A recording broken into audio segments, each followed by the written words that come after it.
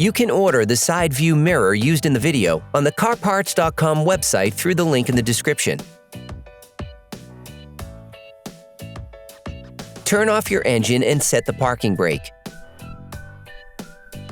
Open the door. To change your car's side view mirror, you have to take off the door trim. Using a flathead screwdriver, remove the plastic cover inside the door handle. Then, using a multi-bit screwdriver and an 8mm bit, unscrew the screw holding the inner door panel. Then, with a 6mm socket, unscrew the 2 screws located at the bottom of the inner door panel. Using a fork, remove the inner lining of the door opener. Then, unscrew the last screw holding the door panel with an 8mm socket.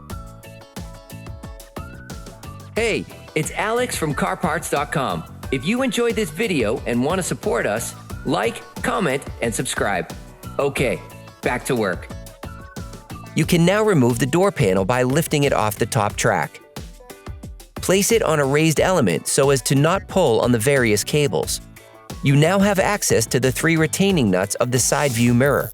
Using a ratchet and an 11mm socket, unscrew the 3 holding screws on the side view mirror.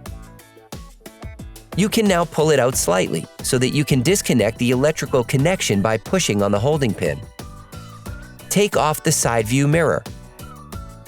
You can order the side view mirror used in the video on the CarParts.com website through the link in the description. Take the new side view mirror. Remove the rubber protectors.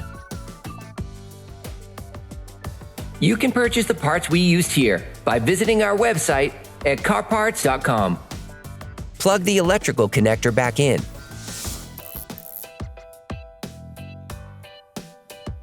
Insert the side view mirror into its housing. Then, screw the 3 nuts back in, by hand at first.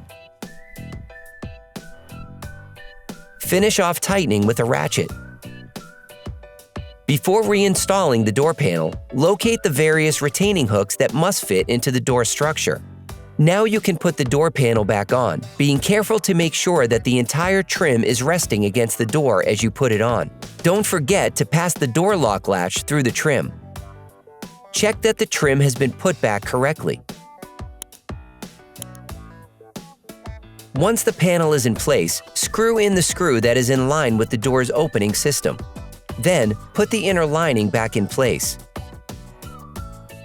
Screw back the screw located in the handle, then replace the plastic cover.